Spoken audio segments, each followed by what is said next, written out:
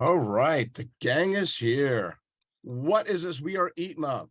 This is the Entertainment Industry Professional Mentoring Alliance. It's made up of 15 organizations. And what we do is we put on webinars. We want to inform, we want to educate, both for those people learning and coming into our business, as well as those already in our business. You could check out our website at EIPMA, which is EIPMA.org. and find all sorts of cool things. These webinars will be on YouTube on the EIPMA channel that they have there. We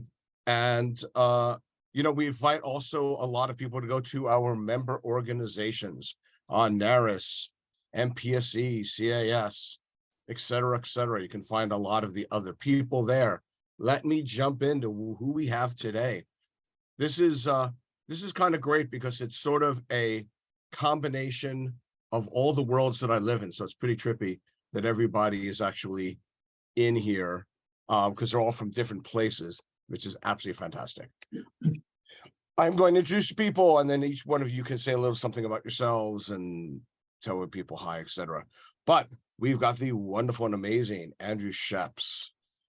Hello, I'm Andrew Sheps, work in the music world, mostly mixing records at this point, and I've been mixing Atmos music for a year and a half now. And you can find Andrew all over YouTube and all over. Yes, I'm sorry for that. But it's just a wealth of knowledge, and I've known Andrew for a very long time, and we used to do all these dinners where we would just talk about what we're doing right now. You've got Bill Johnston, who also I've worked with probably for 25 years, 30 years. And, he's had to put up with me. Bill,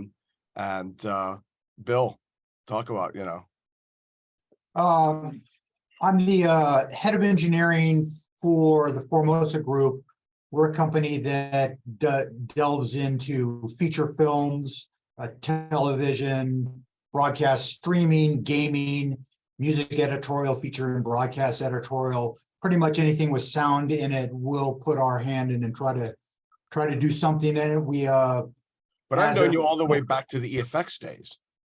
Yeah, back to the EFX days. Well, did you have to bring up the worst things in my career? But yeah, so I've been doing this quite a while, and most recently we've been expanded to worldwide, which has been super interesting, looking at workflows in London, New York. Not that New York is international, but it feels like it in LA sometimes. And Toronto, which has been eye-opening in terms of different kinds of workflows. Yeah, 50 hertz, 60 hertz. Okay, you've got Scott Kramer from Netflix, so we're just beyond happy to have you here, because this is all your fault, actually. Not really.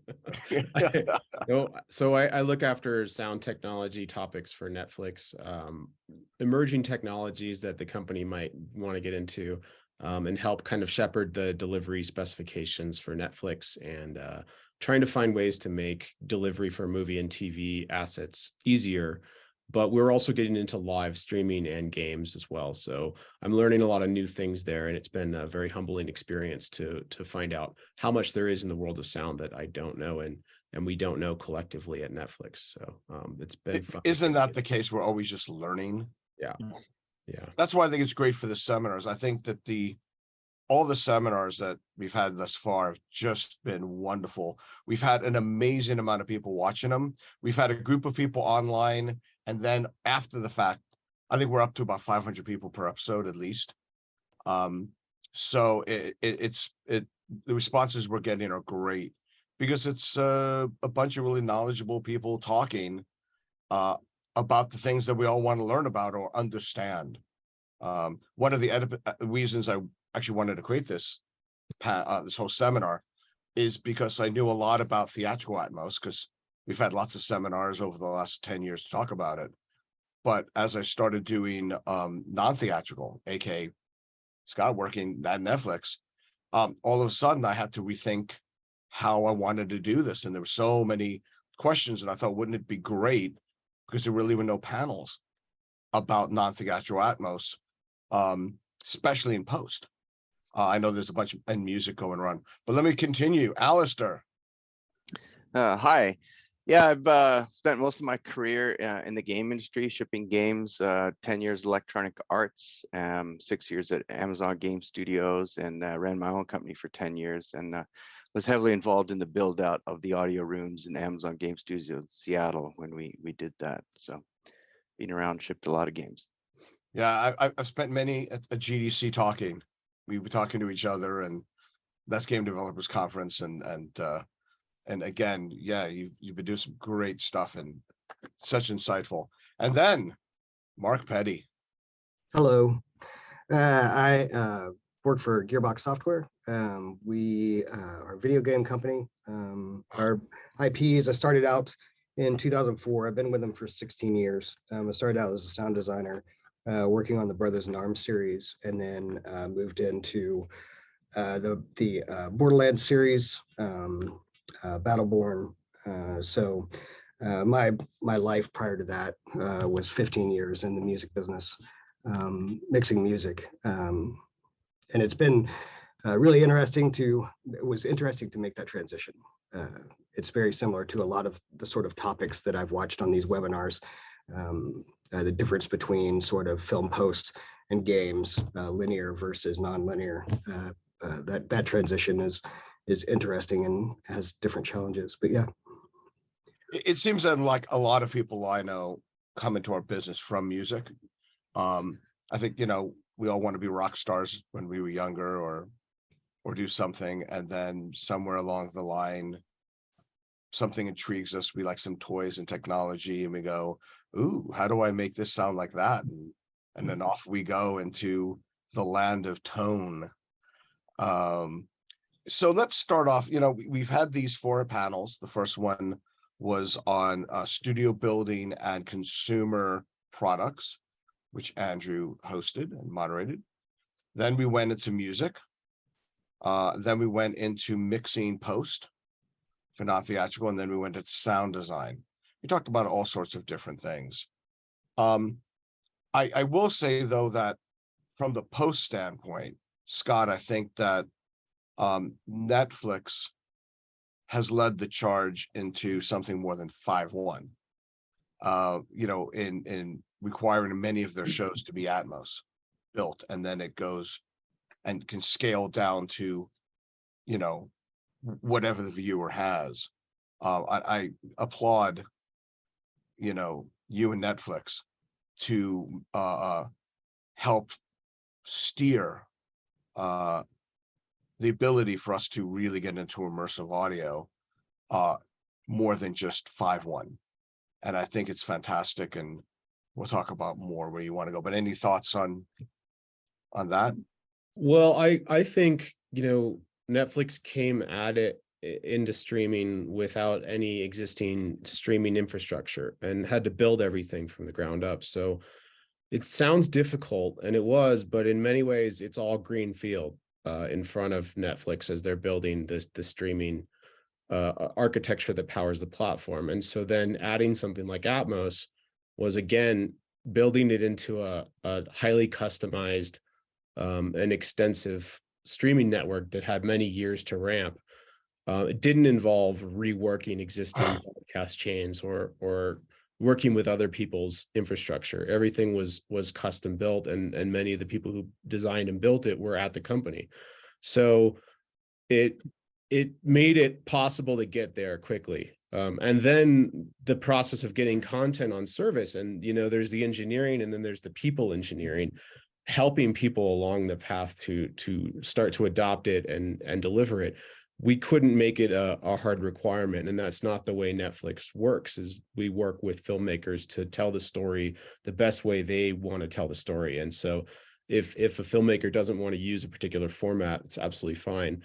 So then it was another ramping up of adoption and evangelizing around Atmos and helping with that, and coordinating with Dolby and working with Fraunhofer on immersive audio and making sure that we were maintaining quality in that streaming chain throughout, and a lot of support for studios, and we had to be smart about guidance around how to budget it to make sure that shows could afford it, but that it wasn't a windfall that would prevent more Atmos from happening. So if the pricing for Atmos is so high from studios that shows just balk at that line item, then they won't produce in Atmos because we don't make them, So we had to kind of balance market forces, balance the technology, and ramp it up slowly. And it's still not a requirement.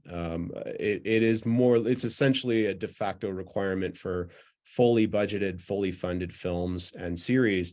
But there's many parts of the world where we're receiving content in 5.1 still. And so there's still green field. There's still people to kind of bring over. And that's really exciting. And then dubbing is a whole world of content where folks in other countries, they want to see the shows in their native language, and that drives streaming, and that is essential. And so we're on this path now to ramp dubbing studios around the world, and it's going to be gradual, but we're going to get there. We do see it as the format of the next few decades. Having been in this business for a couple hundred years now, I think that I've seen so many things come and go. There's been lots of technologies, but I think what's fascinating is that there's two things happening at once. You've got advanced streaming happening for Atmos, and that takes us somewhere, because film has always been film, and you go to a place and you sit in a seat, you watch the show, it's we've had so many versions of Dolby EX and Atmos and 7.1 and 7.1, all these different formats, because it's a controlled environment.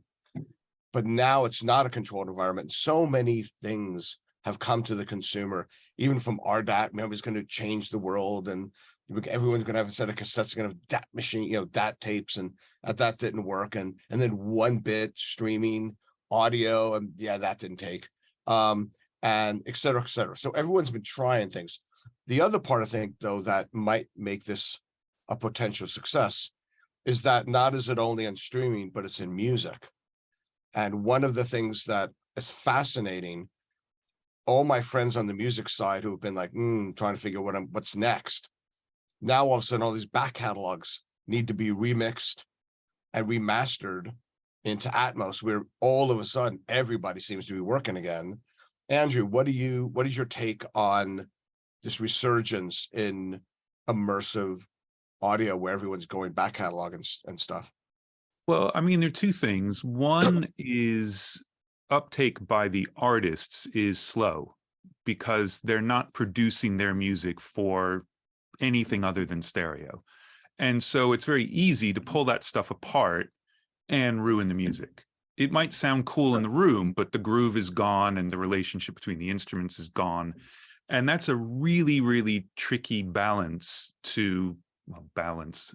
Just use the word balance for balance, but it's a tightrope to walk that. And I think it started off where the labels were sort of thinking like, this is great. We have all this content. We'll get people in-house to do the stuff, because they thought they could just sort of pull it apart, wrap it around the room, and everybody would be happy. And then artists started saying, absolutely not, that can't go out into the world. And the second part of that is that most of the time they're checking things on headphones. So you're stuck with the binaural, or the Apple version of it, but you're always listening to a headphone version. The artists that you get into a room to listen to get super excited, and their next record will be made with it in mind, which is fantastic. The ones who do not really don't like it and sometimes just grudgingly let you do it. I've had records where nobody's even wanted to listen to it. Like, look, our management wants it so we can get on all the playlists instead of only half of them. So whatever. And that's not great. The other thing about catalog, though, is that at the beginning, again, they were looking in-house. It'd be cheap. They could crank through stuff. You've got people who are on staff anyway, and they're just doing as many songs as they can a day. But what they kind of are realizing now is that, first of all, you can't always do that for the reasons I already said, but also it doesn't make them any extra money. Yes, the streaming revenue could go up if you have the Atmos version, but this isn't a matter of reselling the catalog, which every new format has always been. Sell them an 8-track, then you sell them a cassette, then they rebuy the vinyl, then they finally get a CD. You sold the same record to people 4 or 5 times. That is not happening now. You have to create all of this content, which is not cheap, and then your streaming revenue may or may not go up, but it's so recent, nobody even knows if it will. So it's a very interesting time. I actually personally love sitting in here surrounded by speakers and mixing people's stuff, but that's not the way it goes out into the world. So, it's interesting. I just, for those people that know me, I love guitars, and I collect them and all of that. So just recently I bought a guitar and an amp, but that's not really what that's about. I played it in a room. It just happened in the music store.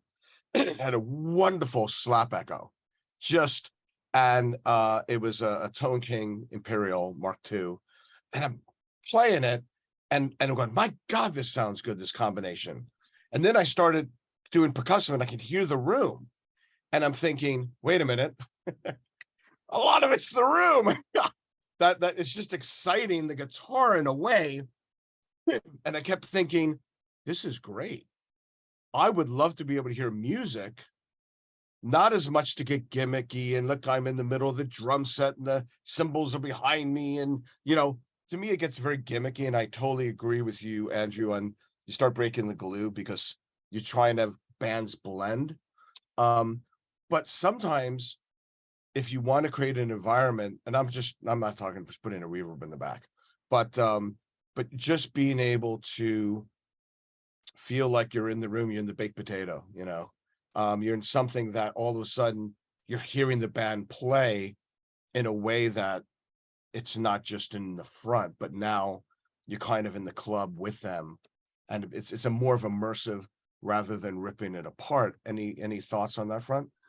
Well, I mean, it's always been about something that comes out of the speakers that makes people connect to the music, period. And so the more personal you can make the experience of listening in a genre where people are playing instruments as opposed to something that's, EDM or something, which is a totally different experience. Sure. Where just having subs is pretty awesome. But yeah, it's always about that. It's always about that. And you can destroy it or enhance it in a million different ways. And the fact of it coming out of 2 speakers or 16, it changes the experience, and you have a lot more ways you can go wrong with more speakers. But it really, I think, it's the next generation of records where we're going to see what's actually going to happen with it. The people who have it in mind as they record. And I would think the generation that's coming up with it, where it's not, like you said, there's a generation who had stereo and that's just what they got used to and they built it. And then there's going to be a generation said, let me create art within an immersive environment, knowing that's what they know from when they were in high school. Well, for $200, they've got Logic and it's built in, and they can monitor real time on their iPods Pro and get the head tracking. So yeah, there are absolutely people starting to create for it who would never even think about working in stereo. Yeah. I know that since I've been working in multi-channel, again, for pretty much my whole career, I know we've had many dinners and discussions where, just hearing stereo just doesn't feel as complete, because I'm used to hearing, unless you're in a really great sounding room, but there's something nice about a multi-channel, whatever that means, whatever version that is. Let's go to something, this is for you, Bill. So, honestly, in a lot of discussions in post, I'm going to jump from music to post for a second. Everyone's like, I can't understand the dialogue. So it is interesting. And again, Bill and I spent many a time discussing what we're going to discuss. So one of the things that exists in the theater are horns, and horns have a distortion, especially in that wonderful dialogue range. It gives a little bit of a bite. So when you're doing these really, really tight mixes, the dialogue has this wonderful way of cutting through relatively easy. And some horns are better than others, and some are smoother and some are more sharper. But it does give you that ability to just hear that extra dB and a half of clarity. Okay, so now that was great. Again, theater, we know it, we understand it, we've been doing it for a long time. Now we enter into flat screen TVs that have, rear firing speakers. We have all sorts of things that are out of control. we lose that wonderful, 3K distortion, whatever you want to call it, for clarity. So now we've got TVs. So I'm fascinated that as we're moving into, and I know you're building lots of rooms, and this whole town, by the way, is exploding. Everybody's building rooms. You see, you look at Warner Brothers and Universal, there are stages popping up. They're getting rid of backlots. So the whole, and I would even say world, I mean, what they're building, Warner Brothers building in London, there's so much growth for content happening. And Netflix pretty much is like almost like Starbucks. You see them in every corner in Hollywood. There's all these, it's like I go, oh, there's another Netflix building. Another ad. So do you find, I mean, I understood when you had clients and you had a big room and the people in the back credenza needed to hear the dialogue, so you needed to project it a little bit. But now, do you find that that may or may not make sense?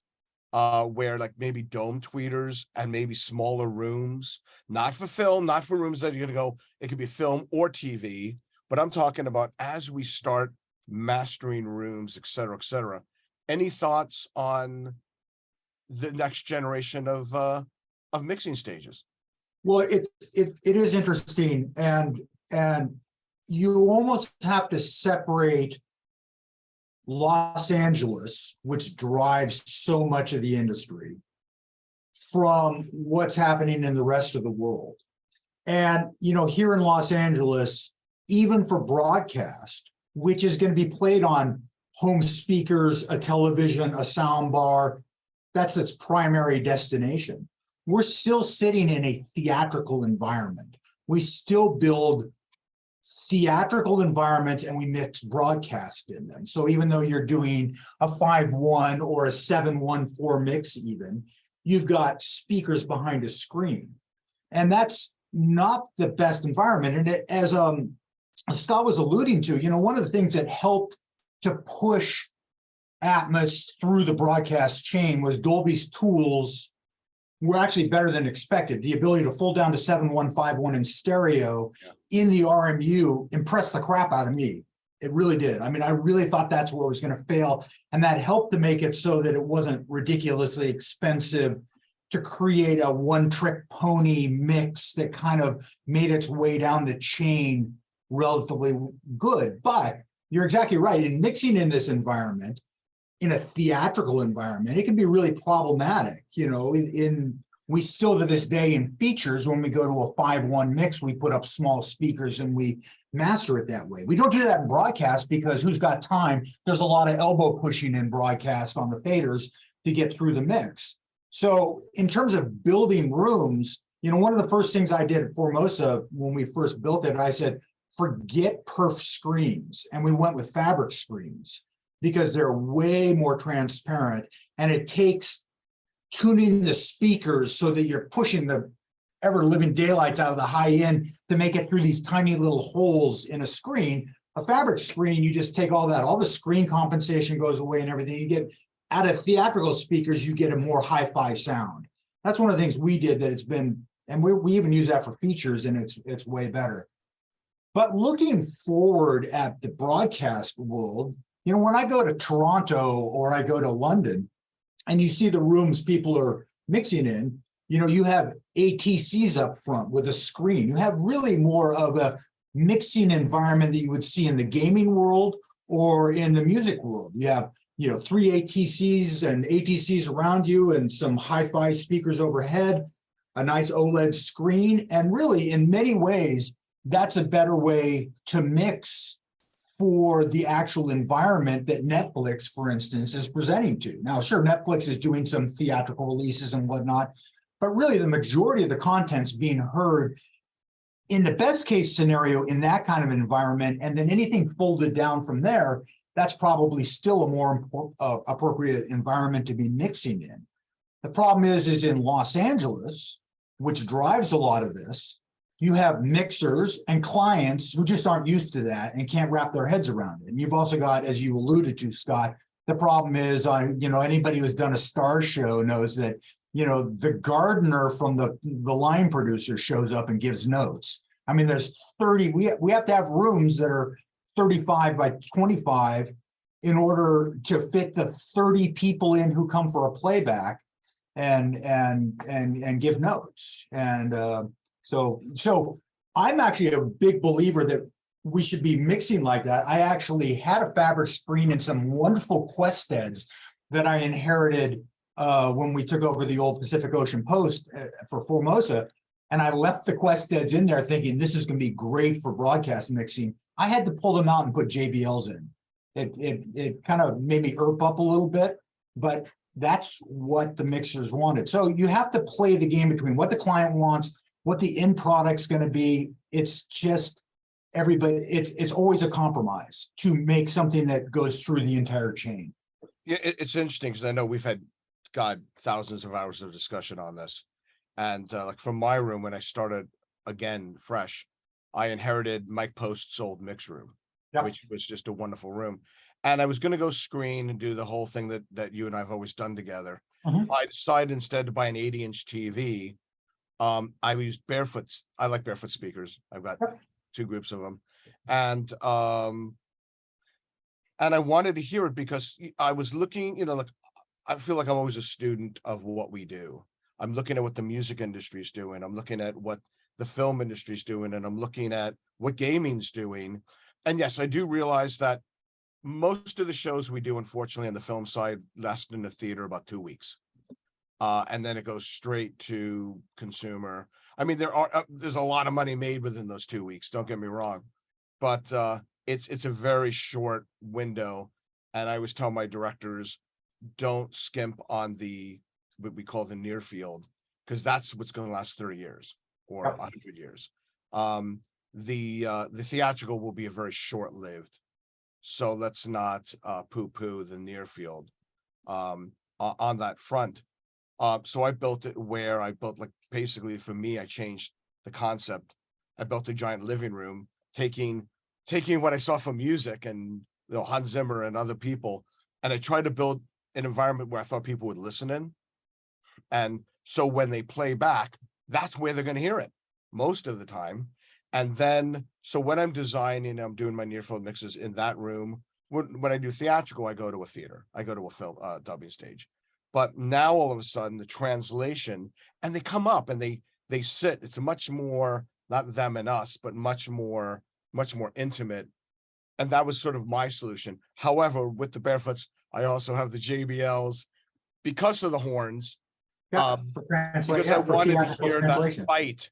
Yeah, to make sure I'm not going too bright. Andrew, speakers, I know you love your tannoys. Do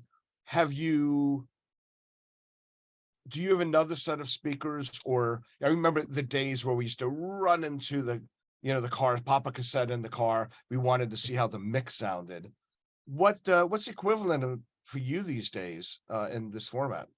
Well, yeah, I mean, I worked on some old tannoys for 30 years. And then when I had to build this room, I actually thought about, because I already owned 4 pairs of them, and I thought about old Crown amps and just a room full of tannoys, and then realized I was being a complete idiot, and that was not the way to do it. And so now I've got a room with PMCs. And I thought I would need to set the tannoys up for doing my stereo mixing as well. And as soon as I turned on the PMCs, the tannoys never came out of the machine room. They're still in there on a shelf. But I have never been somebody who can go back and forth between monitors. It just confuses me. I know what my speakers are supposed to sound like, so I know what I need to make the thing I'm mixing sound like. And I get lost sometimes and I need perspective, but switching speakers for me just makes me think everything I'm doing is horrible and wrong, and I get depressed. So I'm very much a one speaker thing. And for me, rather than monitoring either on other speakers at the time or taking it somewhere else, it's just about taking a break and coming back hours later or the next day. Yeah. No, I found the exact same thing. Even changing levels, it throws me off, and then I kind of lose my way for a little bit. Because I work in multiple mediums. I like for my end, the 3, I went with the Barefoots. For good chance of Pinocchio, I went with more of the JBLs because I knew. But interestingly enough, Universal uses a Myers setup. And I said, okay, now I went back and forth to try to figure out which one of my speakers translates to that speaker. And interestingly enough, it was the barefoot in hi-fi mode with little That's what smiley face. I would expect that, yeah. And I was like, wow. So, okay, then halfway through it, JBLs went off. And because they had that brightness, and because sound effects side, we're dealing with noise. Things can easily be too strident or too low endy or not low endy enough, et cetera, et cetera.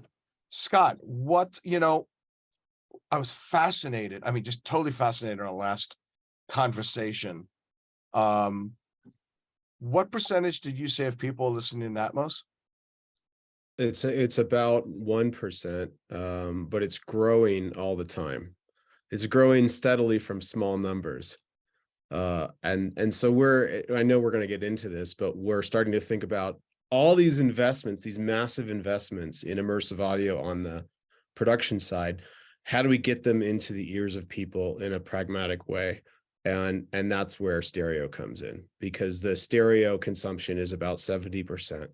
And that's probably going to be similar across any platform, any streaming platform, or broadcast. And that's not going to change hugely, I think Atmos will convert a lot of 5.1, endpoints, we say, to Atmos, but stereo is probably going to be with us, in that huge majority for a long time. So leveraging immersive audio to improve stereo and maybe even 5.1 is a really interesting idea.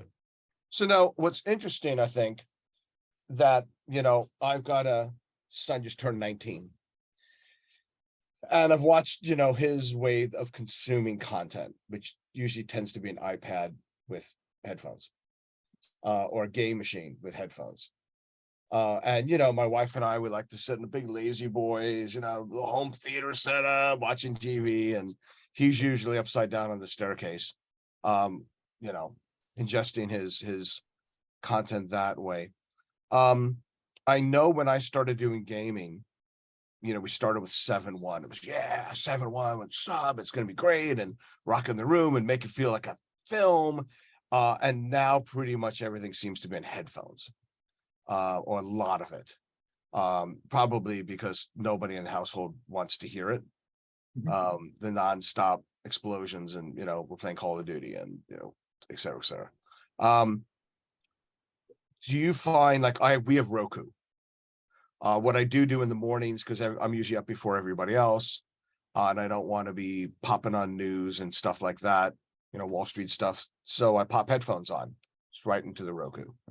Do you have any data on that, where people headphones compared to listening on their flat screens? Yeah, it feels like everything's changed, because we see people in public and we see new behaviors, but the numbers don't bear that out. When we look at actual, and I'm not talking, I can't speak for the music world. Sure. When I'm speaking of film and TV, and we look at headphone consumption, it's really small. It's small enough that when I'm pushing a new technology internally at Netflix, I have to think about speakers and not headphones, because the opportunity is too much of an edge case for us.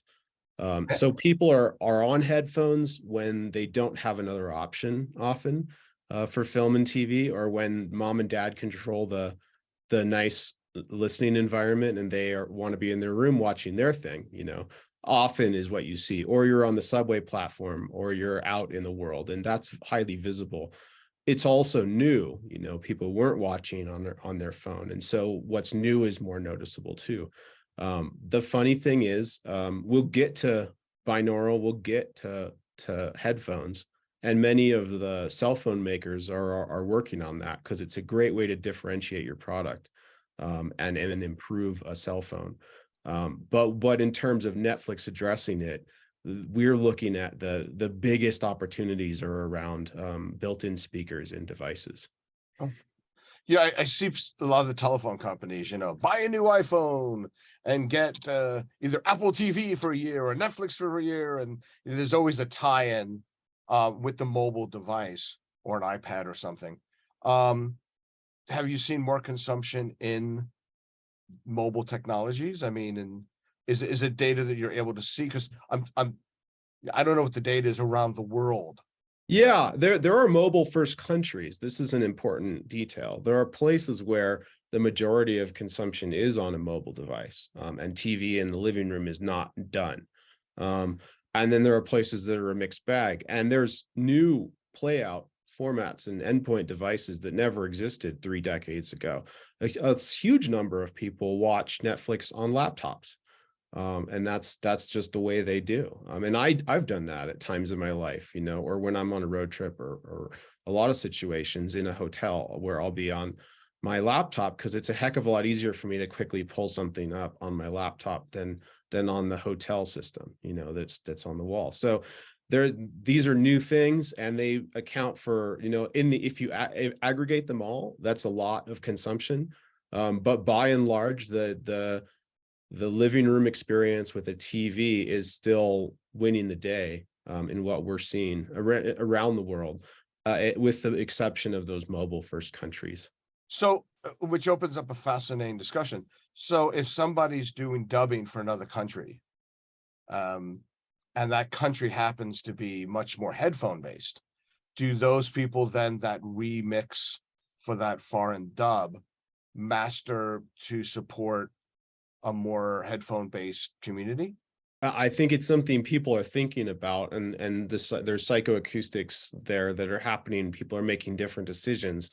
Also, dialects have different syllables that are emphasized, and so frequencies matter in dialogue, and that breaks differently by culture. Yeah. So that's really interesting too.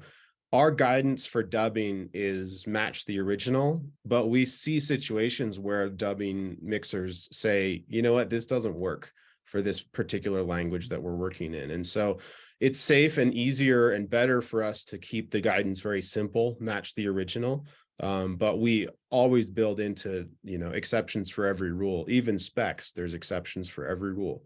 And so one of those exceptions is, if a mixer has that cultural acuity to understand what's best for that particular dub language, that's why we dub and mix in territory.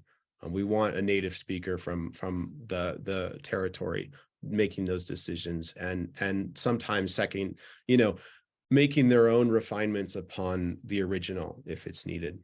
Yeah, I know that occasionally I'll mix multiple languages in a chain, because they'll, you know, big time on games, and did a little bit on Maya.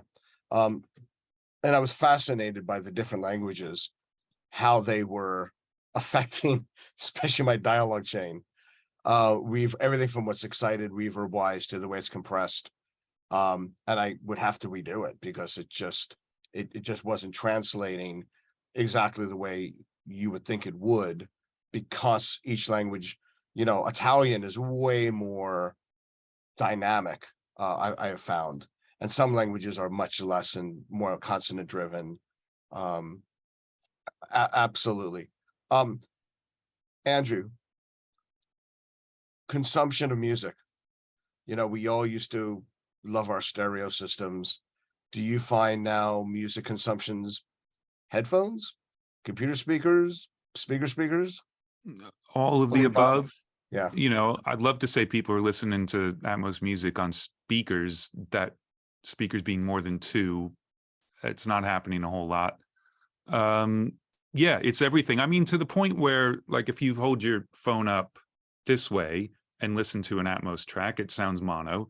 Turn it on its side, and they've done stuff with side firing tweeters and all kinds of stuff. It sounds amazing.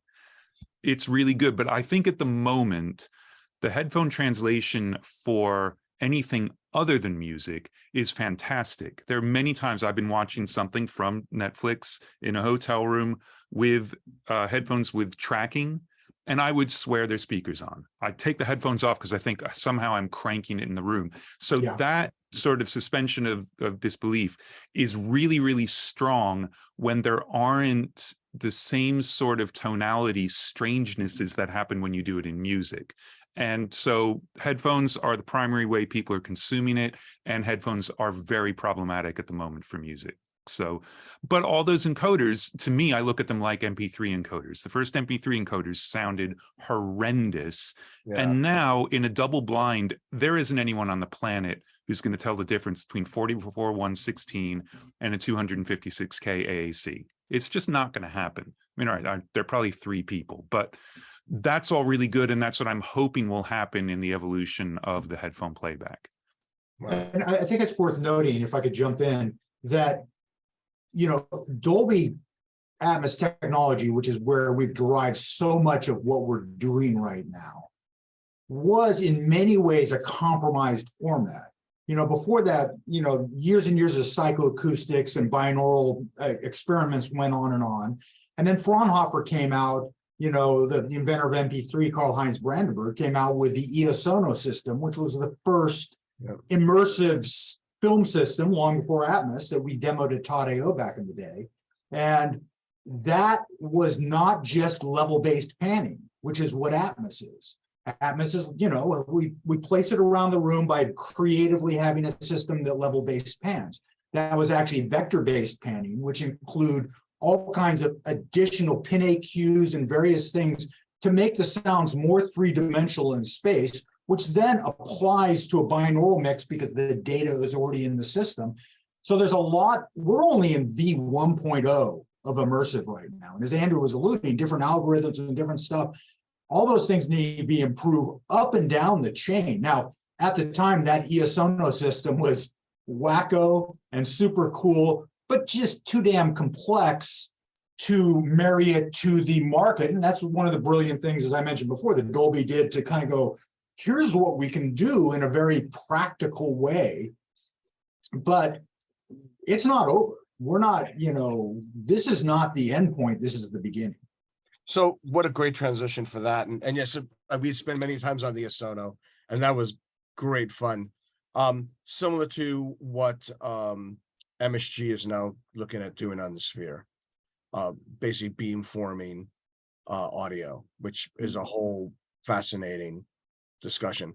So let's just expand this out a little bit. I've got 2 other guests that have been pretty quiet up to this point because I've been strategically growing and building this, like a good movie and a good show or a good song, Okay, so we've got music, music we listen to, whether we're at the gym, whether we just want to listen to an album, whether it's music supporting some visual content. Then we've got TV, but now all of a sudden not all of a sudden, it's not, it's been 30 years or 40 years coming. You can start interacting with the stories that you're being told and be a participant and start getting into it. A lot of it is done in gaming, but however, it's more than just that. It also goes into VR. It will eventually go into AR more. And sometimes it doesn't always have to be shoot 'em games. It could be exploratory games. It's just basically, I don't even like to always say the word games because it has certain connotations, but it also could be an interactive medium. So now all of a sudden objects are not, I will say that I've always thought when I was talking about Atmos and I work with my mixers, I always think of 2 types of objects. And you've heard this, Bill, for a gazillion years from me. Static and dynamic objects. Static to me is objects you send. I'm going to put that there and it stays there for the whole mix or that whole scene or that whole section. Dynamic are things that are getting panned around. I would think music might be a little more static, but then who knows, maybe there might be a lot more movement happening. There's a lot of spanner going on in music too. Yeah. So, but a lot of times I don't want, because your ear always goes to things that move. And that's a technique. So when I build my Atmos sessions, this group of sounds are always going to be stagnant. I want to place it, open it into those areas, and then there's another set of objects that we're going to move around for different reasons. Okay, what's interesting with gaming is now objects are tied to the perspective of the player. So not only do you get the rich environment to be able to hear an immersive world, but a good chunk of gaming is strategic, if not esports. So now all of a sudden you need to know if an adversary is creeping up on you from behind, and you need to be able to react to it within that experience. let's start with you, Mark. I know you've done a bunch of really cool stuff. What are your thoughts about, this is going to be a two-part question for the both of you.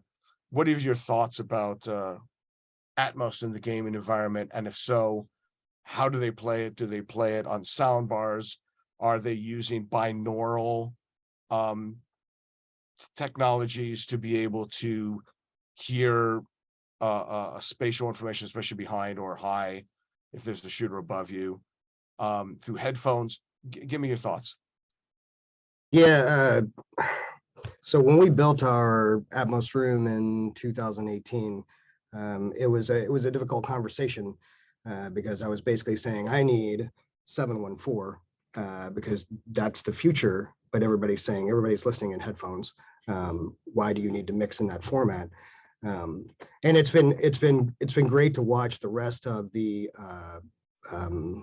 industry when it comes to film and TV to move in parallel, and music as well. Like that support was a big boon because at first I thought, man, this is going to be tough. How long is this going to last? That kind of thing. But it's grown and grown. And I think even though we mixed Borderlands 3, that was our first title in Atmos, and we learned a ton about the interactive experience and the storytelling and the spontaneity of it, because it became less at times about the mix itself, but more about the perspective at the horizontal plane as well as the vertical. Like if a projectile goes over the top of you, it may present differently than when it comes to the side, but you never know when that's going to happen. So accounting for outliers like that became the thing that we dove into quite a bit. To speak to something that Andrew said, I think that the future and moving forward, it's really about the content authoring, like adoption of authoring in ambisonics, also in 714 format, because we were just taking our usual mono or stereo sources and then figuring out ways to place them in the world. And even though games are object based and you get that sort of spatialization for free per se, that was a challenge. I think the other side of it, on the players being in the headphone space and listening to things like the Atmos headphone renderer and listening in binaural, Atmos became on the game side a tool for us as well, because there were things that were happening in the game space that you never were aware of in the horizontal plane.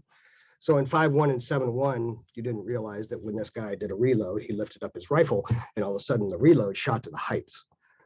So there were all of these things that like presented themselves. I'm like, what? But it was a lot of fun to solve for that. And in the end, I think it was about cleaning up and refining what that spatialization looked like, which in my mind, pushing down to or pushing out to the consumer that is on headphones, it's a cleaner experience for them when they're listening through the renderers and they're listening in binaural.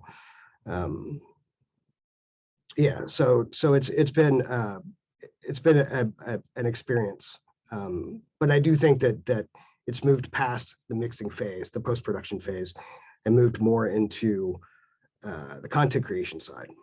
And pulling from AR and VR, like looking at ambisonics and things like that, like that's a big deal. One of the things I've noticed, I actually think Atmos sounds better with subtle material than big extravaganza. Let me explain. When I saw Gravity, I thought it was a wonderful use of Atmos, and you heard the dialogue move around, and it was very, very effective. When I did Pacific Rim, I kept thinking, oh my God, this is going to be great. This is like, should be the poster child for Atmos, because when the Kaiju and the robots stand up, it's going to go to the ceiling and you'll get that whole height thing. And then we got in there and there's music and lots of things happening.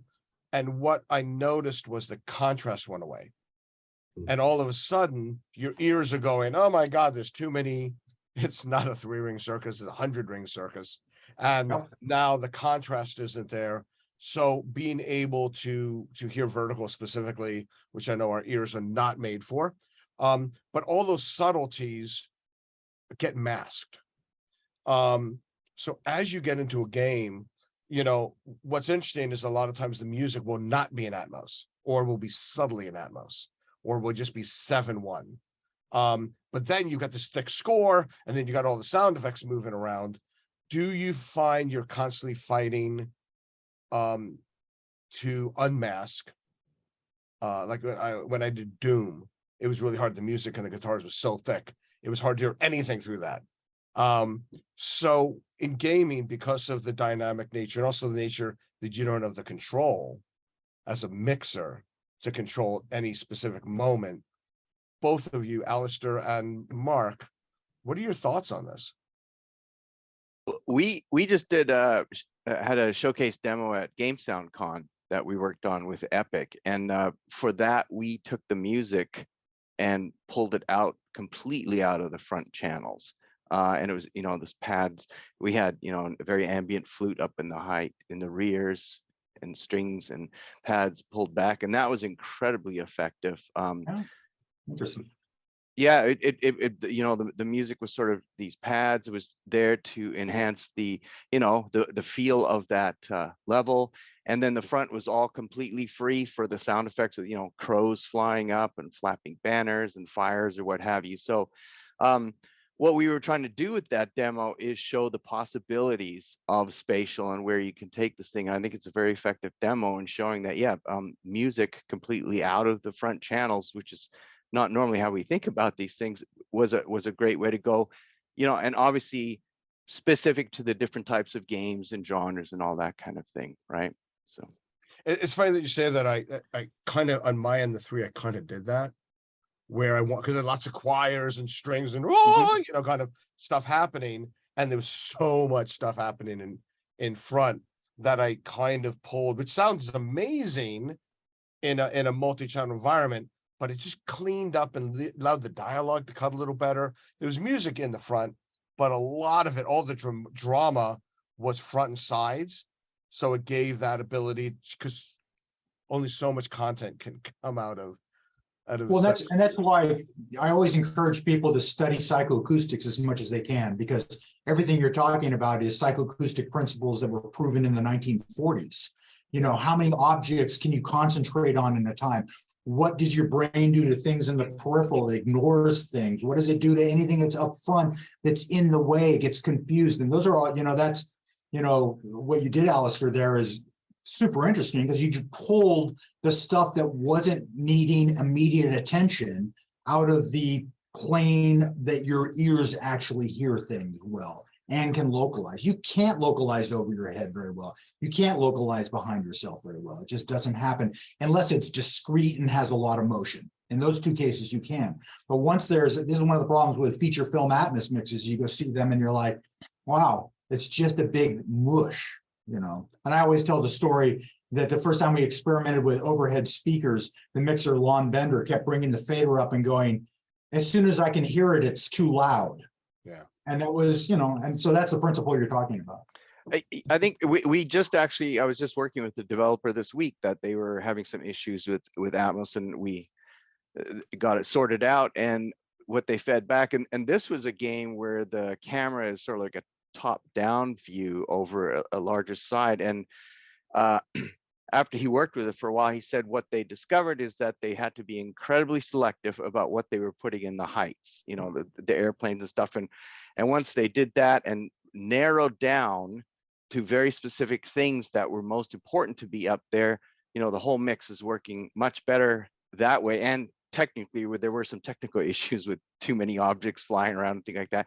Once that was all cleaned up, now things are working much better. So I think people are learning, right? We're all learning as things go along, and you know, in the future we may have more objects, but how will you use them? You know, you need to use them creatively as well as not just technical limitations. There'll be creative considerations to take into account there too.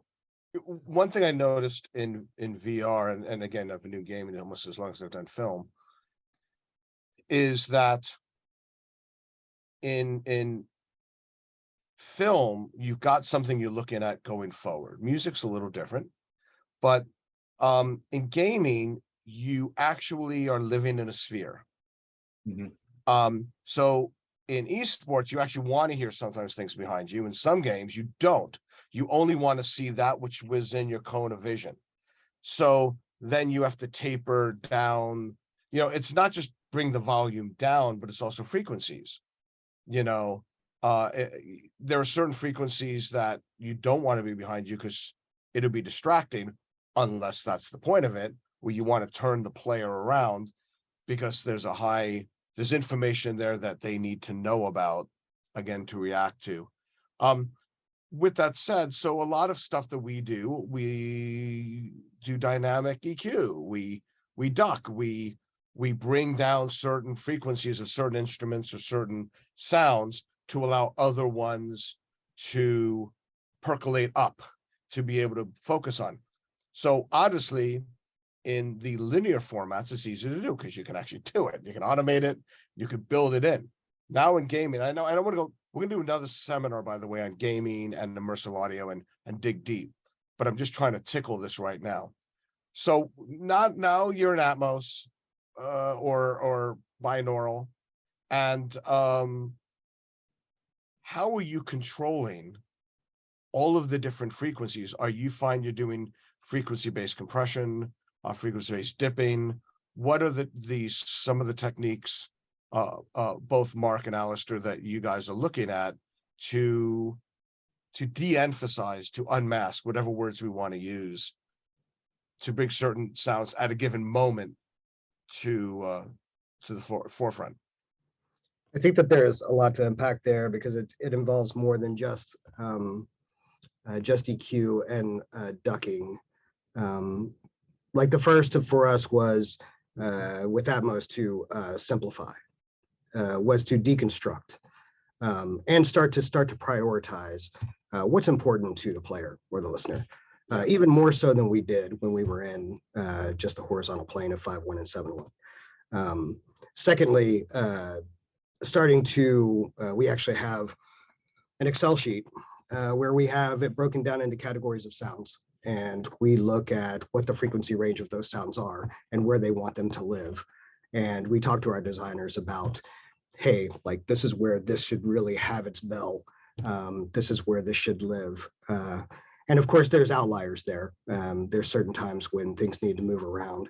But in general, staying within those guidelines between ambience and weapons and other things has helped clean the mix up. So starting with the content and getting that straight was the first part. Then the second part was then systemically. So if you're in combat and you have 5 enemies, like, can we understand the most important enemy in that 5? And can we make that audio pull to the forefront and duck those other guys back? So then you start like getting into those sort of reactive systems and interactive systems that start to control the balance in real time, as opposed to making blanket or hard decisions about, you know, the volume or the faders as you're making the mix. So it's kind of like a hand-in-hand thing, like a pretty elaborate sort of bus structure and understanding side chaining and like moving buses back and forth. What's a priority? What's not a priority? Do we hear NPCs or other people's footsteps at, you know, this, you know? So it's a deep dive. Yeah, and again, I want to do another summer focused, like I said, deep dive in that. But here's the question I've gotten. This is again for the both of you, and that is, all right. So we all know you've got your beginnings of a mix, and you've got lots of interactive elements that it's really the user defining what they're going to hear. I want to add a little, I want to take a little high end off. I want to put a little low end up. You know, what is there any master in Atmos specifically? Are there any master tools that you're using that after you've gone through your in-game mix and now you want to do global tweaks?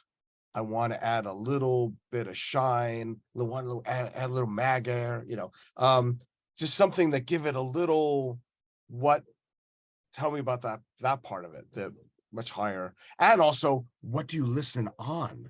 Are you listening on sound bars? Are you listening? What tools are you using to figure what the consumer is going to listen to?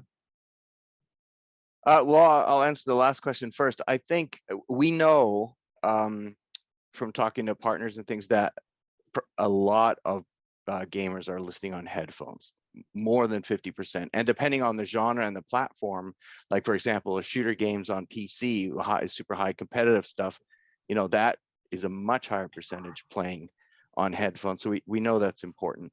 And then in terms of what you need to listen to, one thing I've been thinking about this a lot lately is with games, especially, a big AAA game, you're working on that for a few years. I think there's a lot more opportunities. I was thinking when I was shipping games is to listen to your game at a lot more different environments. So I would listen to the game a lot quiet because, I'm protecting my hearing, and we're not doing that final mix, but to get a sense of, how does that game sound at lower levels? And I think that's important because there have been some games that came out where they mixed in a high-end room and it was very quiet and everything, and then when you play it at home, the dishwasher's going, the whole thing. And so that particular game I'm thinking of, their ambiances were far too quiet because their environment that they listened to was not necessarily matching that home environment where there's a lot more background noise. So I think with games being developed over a longer period of time gives you the opportunity to hear it on more different systems. Definitely need to listen to it on TV speakers, the old music thing, right? Play it in the car and listen to it from the other room and that kind of thing. So yeah, I'll step back, let Mark take over here. Yeah, I just want to throw one thing in there and then continue, Mark. I came from music. When I said, I'm going to now do, I'll call it television for lack of streaming, based on a TV, not on a big screen. I knew how to rumble and rock the room and do all the cool stuff in the theater. When I went to TV, which also goes with gaming, I had to go back to remembering my music and listening to every lecture that Andrew ever has given.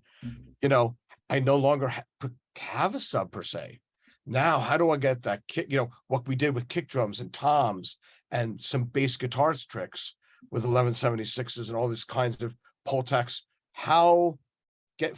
Getting out of the movie realm, now I got to go back to the music realm, and the music guys are just masters of creating body in music, where film people weren't going after that.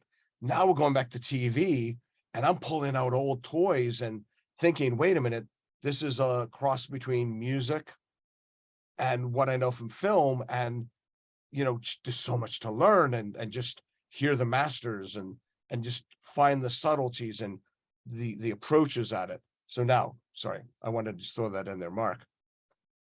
Oh, no worries. Yeah, all I was going to say is I think that the technology nowadays has made it much easier for us as game developers to have access to builds or the game itself during development in different environments. So like I can go home and pull up a Steam build and I can play the build in my environment at home without taking, the Xbox from here or whatever the case may be. Things like that have made it great. Checking on in our mix room outside of the 714, we have Avatones. We check on those. I bring it in my 5.1 room. I listen to it on NS10s. Those are always my go-to. I'm old. And I love those things. I know them. So yeah, I trust them. And then in the 5.1 room, I'll check them on PSIs. I'll take it home. I'll listen to it on soundbar. Yeah, there's technology has been great about supporting the ability to check on all sorts of different platforms and formats, just to make sure that there's a consistency there for the headphone user. Because most of gamers, or especially if they're living in the multiplayer land, they want the headphones because they want the mic, they want VoIP, they want to talk voice over IP, and they want communication. So they're going to stick to that format. I don't see that going away. It's obviously not easy to cover all of the various brands and presentations of headphones, but we try to get. I think we all try to get as close as we can, to that common ground.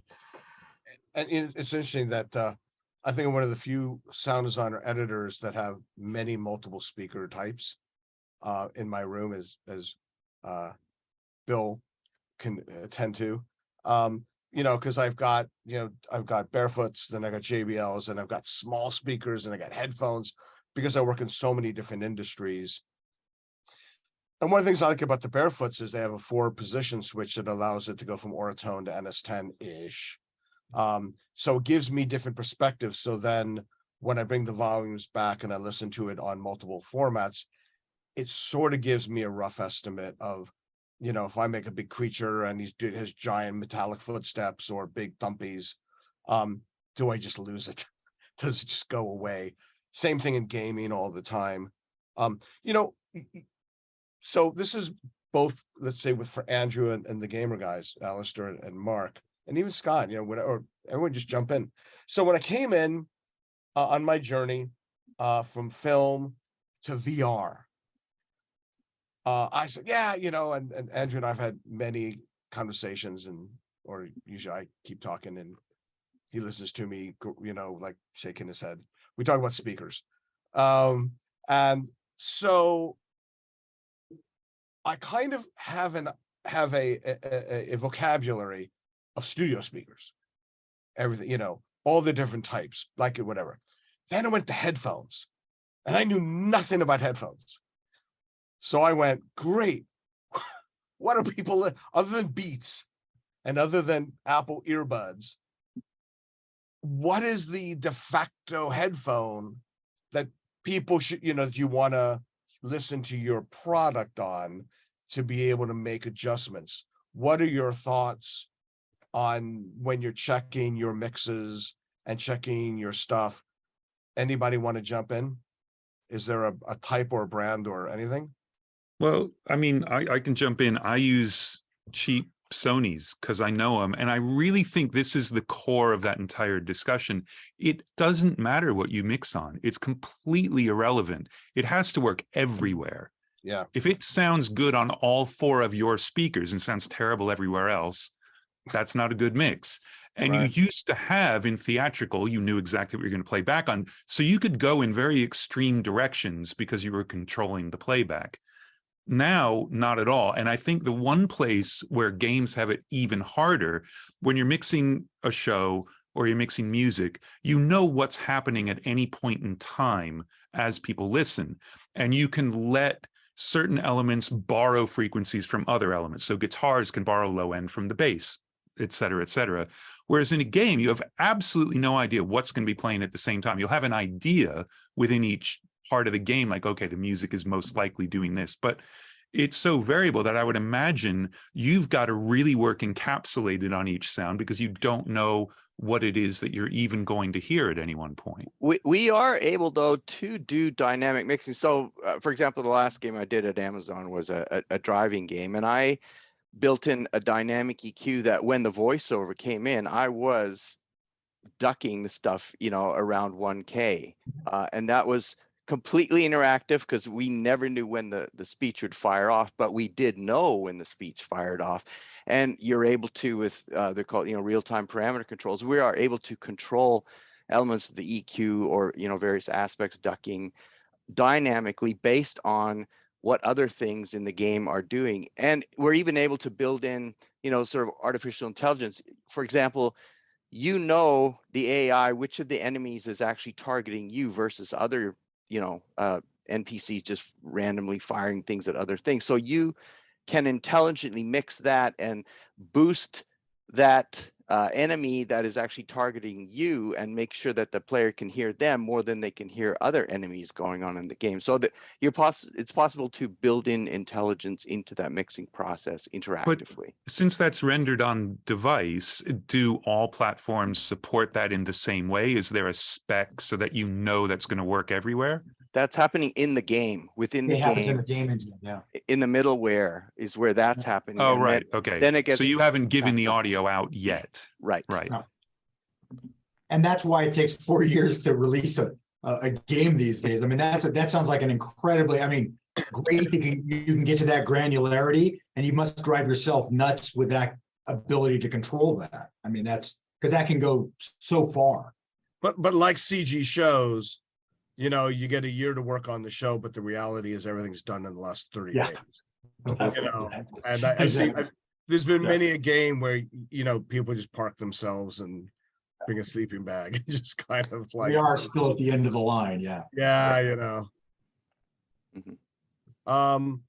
So anything headphone wise, anybody, so, okay, Andrew, you like Sony's, Alistair, Mark, anything that you guys, I agree, mix on what you know, because yeah, the broad variety of headphones out there, you know, people are gonna get what they get. I certainly will listen to it on, you know, a set of higher, well, not that premium, you know, a $200 pair of competitive gaming headphones, just to see what they're doing, to get an idea of that. But Yeah, I generally check on two different sets. The 7506s that Andrew held up, just because I'm used to those.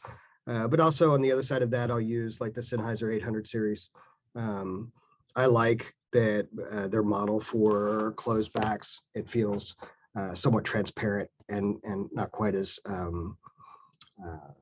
closed in. But it's a semi-open back, but it works really well. It handles low end great. They feel balanced and even. But generally I'll bounce back and forth between those two. And then sometimes I'll check on, like Alistair said, the average price point for a gaming headset. And because And Apple I think Music that- is so, oh, sorry, go ahead.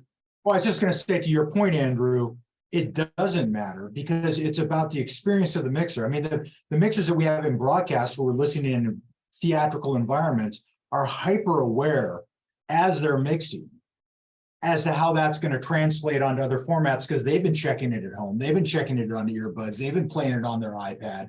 So it's just a matter of, you have to get used to whatever environment you choose, and you have to be comfortable with it. And like Mark said, I've got NS10s and I've trusted them for 30 years because you know exactly what you're hearing and how that's going to translate. And that's really more important than whether it's a Barefoot, a PMC, or an earbud. And Scott was talking earlier about the tiny percentage of people who are listening to Netflix content on headphones. And I don't know what the numbers are, but I would argue that in music, when Apple flipped the switch and they were streaming Atmos music, the percentage of headphones has got to be much larger. And also their devices have head tracking. They default to having it on and nobody knows where to turn it off. So I actually have to listen on AirPods Max as well. I've got Logic open, just monitoring a 714 re-render out of the RMU so that it can feed and I can get head tracking in real time, because that's a really, it's becoming a very large portion of the listening audience, because a lot of people have Apple stuff and they've already got AirPods Pro or AirPods Max. So they're head tracking already, and it's a totally different experience.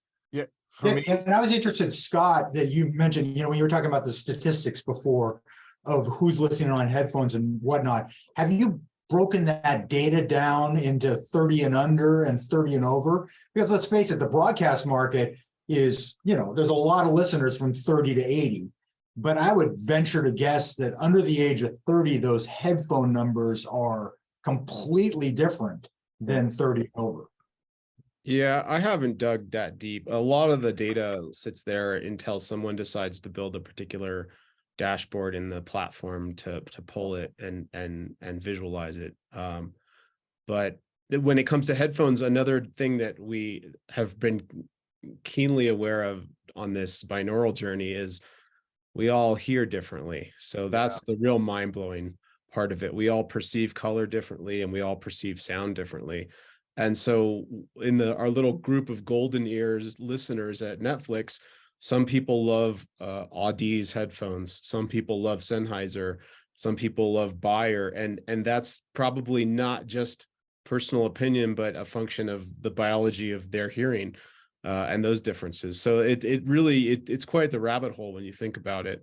When you see people's ears and model that in a visual way, you see that there's just endless diversity in listeners, and so it's a very personal thing. I actually think rooms and shared acoustic environments even a lot of that out and make things easier for an audience than the highly personalized headphone listening. And then we have OEMs getting into this. I don't think it's very mature yet, but over time, we're going to have it extremely device specific, hardware specific, and listener specific, so that the same mix will be kind of customized per play out and per device. And that's really fascinating. And There's a lot. Go ahead. We all, as professionals in the sound community, we really need to foster those relationships with consumer electronics manufacturers to help them along that journey, to make the choices right, because a lot of the problems that we're hearing in binaural right now are a function of engineers thinking, well, let's put this in a great sounding living room, without understanding how much they're compromising the creative intent of the original makers. So the more friendships we can cultivate there, the better. I just had a meeting with a company. I don't think it's a big secret, and I know they've met with you, Scott, that work both in gaming and work in broadcast, that are creating a customized HRTF of your head with a phone, and then being able to apply that to headphones. And this is a great segue, by the way, that one of the new technologies or the new discussions, or whatever you want to call it, that are coming up is, and this is, I think, also because of COVID, and because, and I'll even say editing is more, and let me explain. So mixing rooms, whether it be music or dubbing stage, are built, they've got budgets, they charge money for them, and it's a good return on investment. And then on the post, Really? Andrew's like, okay, then you've got 1,000 little editors running around, and you've got to make 1,000 little rooms that all cost money, and their return on investment, as far as building acoustics and everything else, it used to be the old days. There was a cement room. There used to be a tape locker or film locker, and they put them in there with a mag machine, and they go for it. So now every company wants to spend different amounts of money for the mass groups of hundreds of editors. And some are just working at home now because of COVID. Some had to work at home. A lot of companies are no longer saying, we're not going to build a building of 200 editors, just work at home. So now we've got a vast amount of different work environments, and this would also be in gaming. So there's this genesis, if I may say, of technologies that are saying, hey, how about this? Will Files, we will take a snapshot of your studio at Sony, go home and pre-dub at home, and you can hear how it sounds in the Cary Grant. There's people that are, Fox had using the technology that at a box, $5,000 box, you take it home and you can emulate something somewhere. Sometimes they would take an IR is not even the right word. They would take a scan of you in that room, how that room sounds and how your ears are, and create an HRTF signature of you in that room. And others are now trying to make libraries that are not quite customizable, but almost customizable, to be able to be in the Great Ocean Way or Blackbird, or would pick the beautiful recording studio of your choice, and you can grab and be on your laptop and then make believe you're mixing in either a beautiful recording studio or dubbing stage. The editors can mix in that stage. What are your thoughts? What do you see? I'm just seeing like this big genesis of things moving forward. Some of it's gimmicks, I'll be honest. Some of it could be interesting. Can I just speak to the head-related transfer function real quick? Because this goes back to what Bill was talking about, studying psychoacoustics. First of all, you have to understand why that's even important, because it's all to do with how things enter your ear from different directions, and there's a delay, there's frequency differences. But what I've seen is there is this huge push to do customize HRTFs because everyone's head is different. And the reason is because when you listen to a static binaural without head tracking, all you get is the HRTF. The renderer is basing it on an HRTF, And they're hoping that when you play it back, it's the same. But the problem is, as far as I know, all of them are just doing the size and shape of your head. None of them are doing the pinna. And the pinna is 80 or 90% of your HRTF. Yeah. So until we get down to that level, I would almost argue, for a lot of people I've talked to, and for me as well, the personalized HRTF has been a very minimal change. Yeah. It's maybe good at a couple of frequencies and it helps me hear one spot in the sphere, but it does not do what a true personalized HRTF would do. Yeah, I agree. And some of the experiments we did with some of those systems that Scott was talking about at Todd.io, creating a dub stage environment so people could mix on headphones, doing the HRTFs, and they did a very detailed job of tracking this stuff, did help pull the speakers out front instead of it being left, center, right in your head, and got you some space. But is that applicable to the masses? Yet to be seen. And I agree with you. From what I've seen, there's minimal differences, but it can be slight. It can be better, but it is not the answer. And certainly, like you said, understanding how pinna cues really make the difference for overhead and rear localization. It's really it's everything. And interestingly, in the music space, there are a lot of companies, like Waves has been doing it for a long time with NX, where they're not trying to emulate in a binaural way at all for listening. They're just trying to emulate certain speakers in a certain room, and you get to hear it how you hear it. And they're not trying to do the same sort of localization. Now, those have been stereo up until now, but they're obviously trying to adapt that to more than two sources. And it's just a totally different way to look at it, and it'll be interesting to see where that goes. And where it really gets, everybody's familiar with the old Zuccarelli demos with the head, and the scissors going around your head and everything. Yeah. A single sound like that, your brain can process. There isn't a music bed. There's not gunfire going on. There's not stuff going on. Your brain can binaurally, and everybody can experience that kind of spatialization. Almost for the same reasons that Scott said gravity works so well, the simplicity of it. There was things that you could hear that your brain could process. As soon as your brain has to process a lot of stuff, that methodology just goes in the toilet. You gonna say something, Alistair?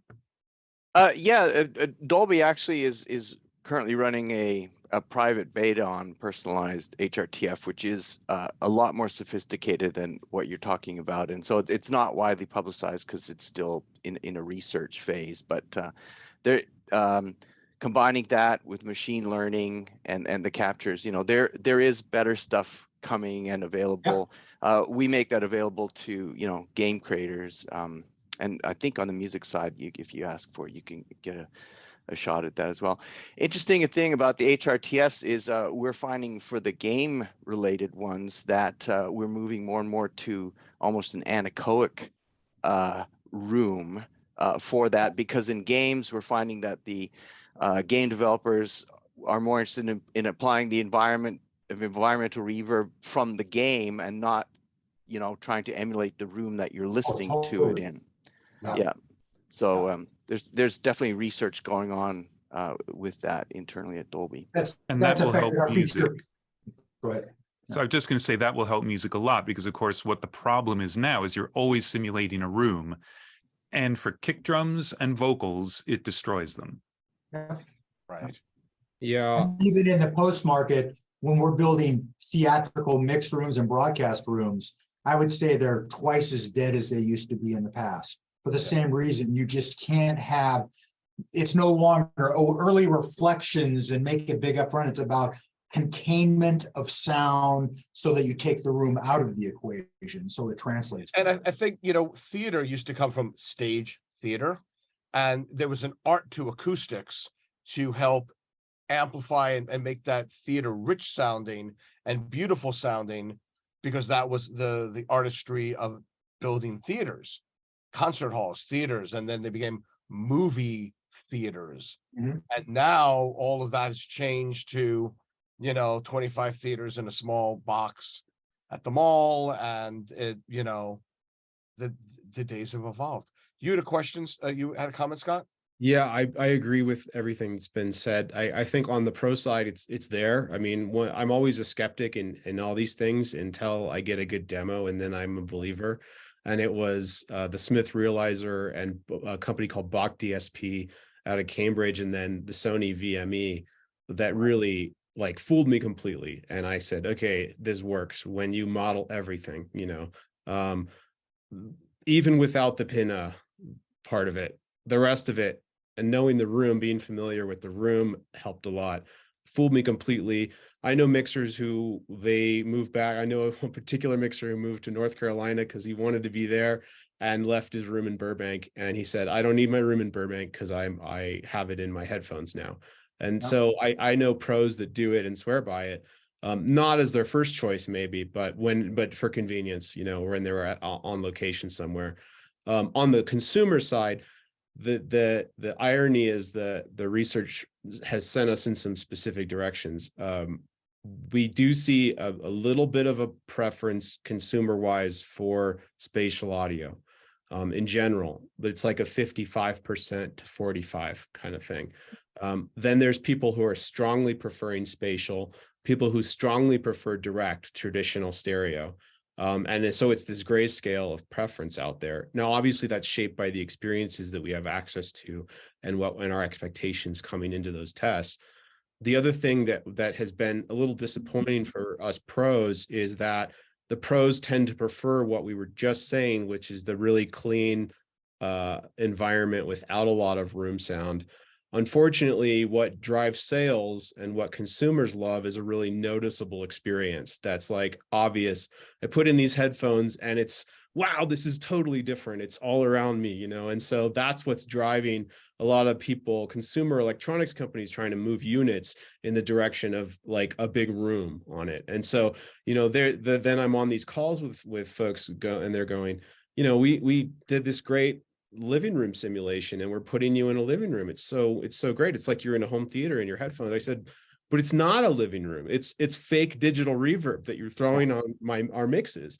And I got a cowboy outside and he doesn't sound like he's outside. He sounds like he's in a bathroom. Like this doesn't work, you know? And so it's like educating and bringing people along. And sometimes an emotional outburst or two doesn't hurt. To kind of help us all go in the same direction.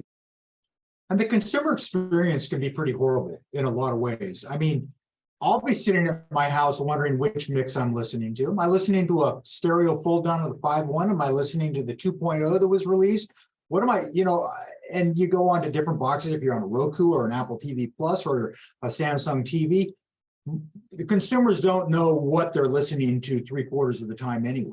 So it's, I think that's something that the pro to consumer world, as we're creating these different mixes, binaural, stereo, all these things, the consumers have no clue what they're listening to 3/4 of the time. And, But I think Scott's point is really important because it's, and this is anecdotal only, but it's getting to be a pretty big sample. People who listen for a living can't externalize, period. They just can't. Whereas consumers who've never thought about it pop on the headphones and go, holy crap, that thing's coming from behind me. I mean, they even hear height. It's insane. But the more critical listening you do, the less able to hear it, which actually means in some ways we're the wrong people to be doing this. Yeah, no, it's a good point. It's amazing to walk into a room, you know, because I don't mix that much anymore. I used to, but I just don't do it anymore. But when I walk into a room with somebody with golden ears like a Ron Bartlett or a Dennis Sands, and the things that they can hear and the clarity with which they hear what's going on in the room, and their sometimes inability to externalize that out is, you know, missing the forest for the trees. Yeah, and it's not just a headphone issue. Phenomenal. It's not a head. I mean, like, I can't hear my height speakers. I have to turn around to make sure that thing is in the back, and I'm the one who panned it there. So it's an issue. You know, it reminds me when there was a big discussion between 10 and 20 years ago, or on the visual side, where, you know, all the color timers, directors, picture cutters, they hated Samsung. Why? Because Samsung is equivalent of the smiley face for audio. the reds, everything's popping, everything's much brighter, everything's just more. And they were like, no, no, no, that's not the way we timed it. I mean, it's not the way we leveled the colors. You should be using the Panasonic, and and this TV is the colors we intended, not that.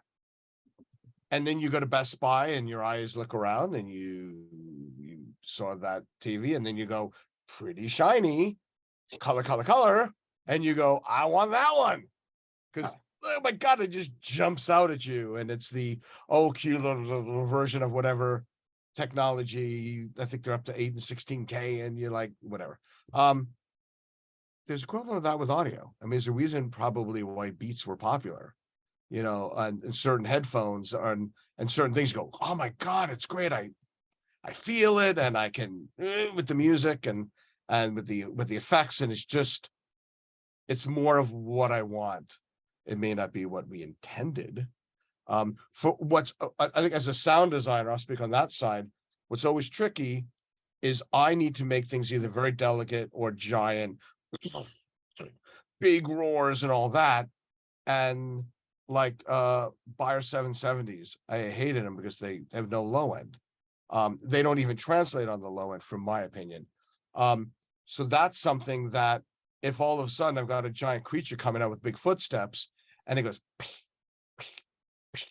because that playback system, that's all it's going to give you, is a different emotional experience. So on a sound design standpoint, it does make a big difference. If all of a sudden there's a big movie and there's a big low end drop, and it's going to be a big moment, and it's just not there. It's a very different experience. I'd be interested to know, Mark, Andrew, and Alistair. I've been for the past 5 or 6 years saying that if I retire from post-production audio and we're still at 48K, I'm just going to shoot myself, and that's going to be it. Because it's like, do you find that higher sample rates in music mixing and or game mixing, and especially in the surround environment, the immersive environment, gives any extra clarity? I mean, I would think that it does, because high frequency pin AQs and what your ears are hearing, it's all about a lot about high frequency separation and clarity and not smearing. And that's how you get good localization, even in a good stereo field. Have you guys experimented with that? Has that made any difference? Or has the practical realities, just as in film and television, of, screw it, we can't give up the DSP space and the track space to do anything but 48K? I can start, I guess. Yeah. One of the problems, not problems, but one of the things that drives this, especially Atmos music, is that most people other than the majors can't even accept a 96K file. They're only going to accept 48, and those are your two choices for running the renderer. And the problem in music is that stuff's tracked all over the place. I mean, there are times when I'm mixing a record and I've got 4 different sample rates within the record. So I'm at 48. Now, look, I used to do talks for Naris about sample rate and bit depth and all that. And to be honest, mixing something at 44.1, even 24-bit, is a chore. 48 and above all feel the same. You've got enough math headroom, especially working digitally completely, that you're kind of okay. And a lot of D to A's, and especially if you're listening to headphones, you're not getting anything over 21K maybe. So I feel like it's the math headroom more than it is the sonic frequency headroom. And 48K has actually been fine. And in some ways I prefer it just because everything reacts better. And there are still plugins that upsample and downsample on the way, well, other way around. They'll downsample to 48K and then spit it back out in whatever sample rate you're working at. So thank you so much. well, and this is a problem in music where you get audio file, download services, and then people put them on a bit scope, or they put them on a frequency analyzer and like, hey man, I just paid for 192. Like, man, the thing was tracked at 48. So we could just put some noise up there, but it's sort of irrelevant. So for me, working 48, 24 and above is fine. Okay, interesting. Yeah, all the work that we do now in our middleware, the audio engine is at 2448. And the problem in the game space is more about the endpoint. It's more about the platform, the consoles, be that Xbox or PlayStation or whatever you're playing on, and also the performance within the game engine. So in the case of PC, you're hearing full resolution 2448, but like once you get to the consoles, it's starting to encode and compress. So, and you lose some of that resolution. But our experience has been that between 1644.1, once we stepped up to 2448, even bringing in files that are at 96 and just doing tests, 2448 feels really good. We've been really happy with at least the PC output of that, which has been exciting about the new generation of consoles because they're much beefier on the GPU, CPU side and in memory. So the hope is that we can unclamp some of that compression. But yeah, 2448 has been really successful for us. And another thing to remember is that when we were starting out with this, Pro Tools was fixed point. So the mixers themselves were bad. And so therefore you go up, you really do gain something. But with full floating point, it's so much better now just combining things and processing things that I think that's made it somewhat moot. And different for music, it's a different discussion. For things with long reverb tails and more dynamic range, you're going to get something out of it. But for the stuff I do, there's no dynamic range at all. That's what I'm known for. And I think that's what's interesting is I think I got into this love of 96K during my early years doing scoring. And scoring went from a tape-based kind of horrific mag environment into, 96K and even 192K mixing. And you could really, in a room with Dennis Sands and 3 PMC speakers up front, you could really hear a difference. But what I'm hearing here is that in the practical realities of more sound, more complexity, immersive audio, it's kind of it becomes pointless. And I think that's happened in post sound as well. When I mention it these days, and most post sound people, they're like, yeah, it's not really worth the effort. There's the bang for the buck isn't what it was 20 years ago. And Bill, but I'll say something though. When I go out location recording, what I've noticed is, and we did test the SoundLux actually, where I recorded something at 96, converted it to 48, and do 48 straight. And I found every time I went from 96 to 48, it sounded better. No, I remember that on Kill Bill Swords. Absolutely. Yeah, exactly. So we found that there was an extra little something on the top and a little more clarity. But that's very different than an immersive mixing environment or music mixing environment, where you have just lots of stuff. So really the 90, what you're saying is the ergonomics of it and the actual fact that there's so much going on, it makes you just don't hear the difference in the long run, which is interesting. So I won't kill myself at the end of my career then, I guess. No, don't do it. I mean, it's one of those things where, half a dB sounds better than any piece of gear and sample rate you could ever try NAB. I didn't mean to turn this into a therapy session for me. Well, I mean, the up-res, the 96 and 192 is super useful to speak to Scott's point on the game side and just production in general in the sense of DSP, like having to process that, pitch it and do other things. Like there's just so much more information in the high frequency register, especially with a C100K or something that's reaching up there. But we use that for source content, but then it eventually ends up at the 48K. But what's fascinating, like I'll go to when I'm on a dubbing stage, the first thing a lot of the mixers do is roll on the high enough. Because they just, and a lot of it is they just don't want to have lots of tracks going, having high frequency. But it is, I mean, you see go, take the lows, drop them off, take the highs, or maybe some of the mixers can't even hear those anymore. So you just kind of, but it does clean up the mix. I haven't, because when you're dealing with a lot of metallic sounds and glass crashing and very high frequency transients, I've noticed even myself when I'm mixing, I'll start pulling those back a little bit because it's too much information.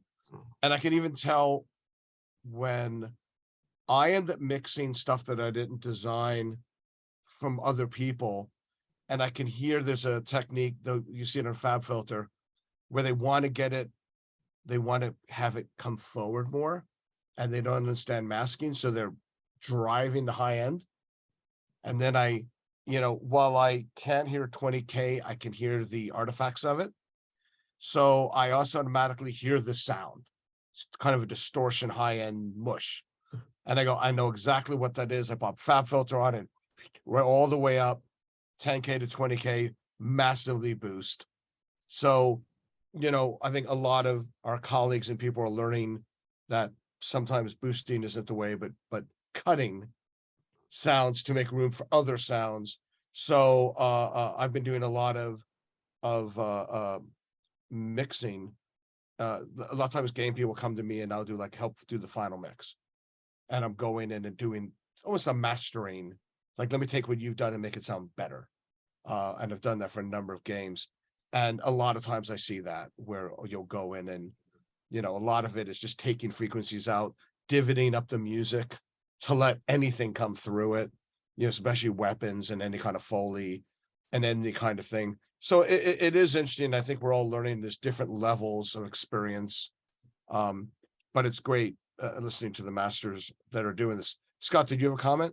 Well, in broadcast and streaming, there was not an X curve, as there are in a lot of the theaters. Not so much anymore, but there was. But we were coding things so poorly and streaming them so poorly that, it's hardest to code the high frequencies. And so the high frequencies were compromised the most in the signal chains. And so it kind of all worked itself out. It was okay to mix in with an X curve because that wasn't getting coded very well and making it into the home. Those days are kind of behind us. They're heading more and more behind us every year. So we want mixers to hear everything that's there and then make intentional choices on what to filter out and remove. But we want to stream that master. It might be at 48K 24-bit. We want to make sure all that goodness gets through to the home. And so we don't call it lossless or get into those audiophile word salads. We talk about perceptual transparency.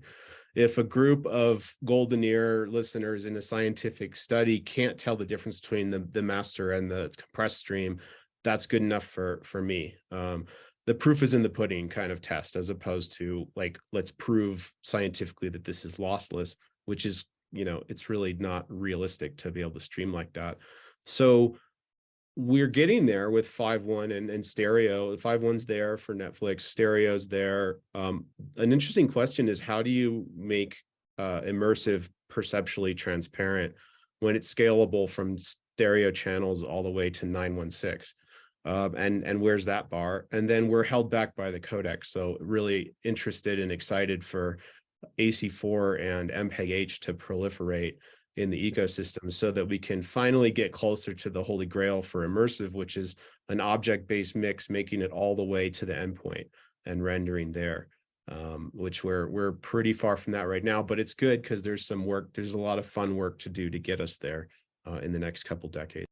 And what kind of bit rate are you comfortable streaming? Because obviously D plus jock, you're 768, and you lose so much bit rate on the heights and things that it makes them much less usable. Yeah, this started with video. It all followed video because the bandwidth is so much higher for video. So a lot of the work was done to blaze the trail on video bit rates, and it's an adaptive streaming engine, a continuously variable streaming engine that gives you the best bit rate you can get given your broadband connection, how much we can get there. And so for 5.1 back in 2019, we built an adaptive engine for 5.1 that goes from 192K, which is pretty darn compromised for 5.1, all the way to 640K, which is perceptually transparent. And we got the data to prove that out before we built it. So there you're going to get the best possible 5.1 that the listening environment can support. Atmos tops out at 768 because it's just the limitations of the codec, and we've got that from Dolby directly. Is that there's no point in doing a higher bit rate for Dolby for Atmos. And all the current generation codecs are there. So we have to start seeing adoption from manufacturers in higher amounts. Now, also, there are streamers sending 40 megabit to the home, and that's incredible. Our streams tend to top out around 20. So we've got plenty of room for audio in that mix. If you think about it, we typically have a 10-to-1 situation where video takes 10 times the bandwidth of audio. That's all up for negotiation, and you can optimize and make trade-offs in different ways. But I feel like once the codecs are in the devices, there's no reason we can't go to perceptually transparent, immersive really quickly, because we can afford 1.2 or 2 megabit for audio. That's great. So I know we have about 10 minutes left, and I think we had one question, but looks like actually Scott ended up answering it from Joe Mariano. If we didn't, Joe, let us know. Where are we going? So, we've got a couple minutes. Where do you think, where's this all leading? Where's the future? Where would you like it to be? Thoughts? Can I add something to that question? Because I'm really curious what everybody else thinks about this. Is also what tools are missing in Atmos mixing right now? Because I know the true multi-channel dynamics, things that can be spread across objects instead of mix buses. But I'm really, really curious because I'm going to the Audio Developer Conference on Monday, and they're all going to be talking about what they're going to build, and I'd rather tell them what they should build, and then they'll get angry. I'll throw something out there. In the post world, we've got to build many variations. We've got to do M&E versions. We've got to do, we've got to do an M&E. We've got to do different stems. We've got to build out all these deliverables. And do we do it all in 128? Do we do it separate passes? I'm seeing different studios doing different tricks to be able to meet deliverables. Right now, it's really meant as a single 128. You can have multiple beds go inside it, but it would be nice to be able to, some people even have 2 recorders going. So they've got, an Atmos recorder, and then they've got other things going. It would be better for Atmos to be able to better support the delivery needs of the clients and what they're asking for. Well, I think the delivery needs too are just complicated by every single company wants different things like naming conventions and track layouts and whatnot. And I really don't think that'll ever be standardized. I really don't, and some of them have gotten relatively reasonable. Like I think Netflix's delivery requirements for the most part are relatively reasonable, but there's some other streamers that whenever you hear you're getting a show from a particular streamer, you're like, okay, and I think one of the biggest problems is that the QC process, it's really tough because back before when you delivered a stereo, maybe a 5.1, that was the QC on the stereo and a 5.1. Now you got QCs on the stereo, the 5.1, the Atmos mix, M&Es, deliverables, and all those formats. And that is one of the toughest part. We talked earlier about how Dolby's front end stuff made it pretty easy to do simultaneous mixes and do stuff, but the back end delivery to these companies is difficult. And often the streamers will be partnering with CBS and then ITV in Britain or something like that. And you've got 3 different sets of deliverables for one broadcast show. And they don't all get QC'd at the same time. Every one of them does different, and they want them at different times. And that's made the business model very difficult. It's hard to, because it's not like every time that we have to do a QC fix that's ostensibly our fault. I can't turn to Scott Kramer and say, yeah, you guys should pay us, $714 because, we had to make a fix. So having to figure out that business model is really tough. That's one of the hardest parts from our end of doing this business. Is the entire QC process is just crazy. And it's hard because, having just done a movie about wood, and all the clicking, the thing is we get QC reports going. I think I hear a click here, a click there. You still need the time to put it up, go to the area, take a listen and go, creative intent. No, that's actually wood. No, that's actually glass or metal. And that is, and now people aren't even punching in anymore. They're just like, we're just going to make a pass. And just to try to minimize that. but there's always panning issues, and there's, you put it through Matchbox and then it cuts it up, but then you've got a panning click that you couldn't hear because you got 1,000 tracks going. I think that, yes, there needs to be a process. QC is a big deal because And it's difficult stages to are make. going back to back, and they call up and they're like, hey, 3 weeks later, we hear something, and you don't even have time to check it out. Because the And if stages if you're running an RMU in the box, or you're running a PC RMU, or you're running a Mac RMU, re-renders can be different delays coming out of the box, syncing it. It's hard. Yeah. It's Well, we got to start with the world we want and then work backwards. And when I think of that, it's like, I should just deliver one file to Netflix for the mix, and that should have all the sound. So how do we get to that world, And then on the QC side, more automated inspections, maybe easier ways to answer the QC notes. I don't want to do this. I don't need to do this. It sounds fine. It's not an issue, etc. But it's fundamentally subjective, having a QC operator sit there and look at it and they make their decisions.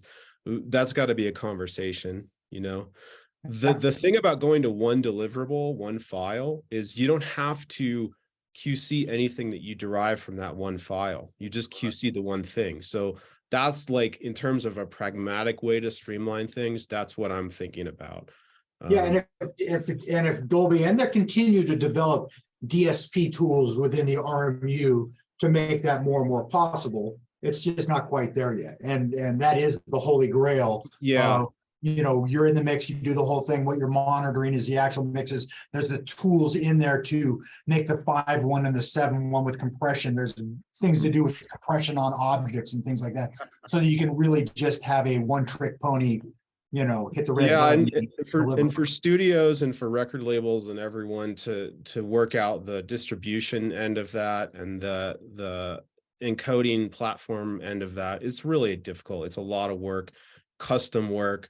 And my colleague the other day was pointing out, building software for 10 people or 100 people is a lot different from building software that's enterprise, that has to work at scale and be bomb proof, and so that I have empathy there. But on the other hand, I go, we got to put together the resources to do this, because I'm explaining to my colleagues, it's 7 o'clock, you're off, you finally got to the end of your workday, you're hungry, you want to drive home, you're already staying at work later than most people, and then scheduling set you up for an hour of QC fixes, so you got to stay. And when I put it like that, people go, we got to build this. It might take 4 years, but we got to do it. One of the things I'm doing is I'm talking to a number of plugin companies that do declickers and saying, can we turn this on its head? And that is, can we do time-based, let me know where you're hearing snaps and clicks that may not be evident, especially if you're in a big room.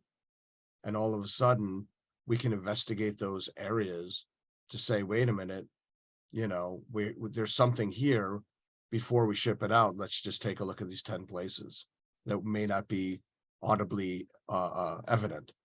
Yeah. Gaming doesn't have that yet. Feel lucky. No. Yeah. You're working directly for the content creator, and what's done is done. That's nice.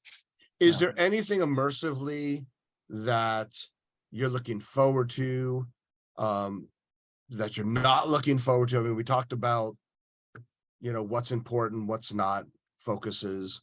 Is there anything that you would love people to focus in on the next 5 or 10 years?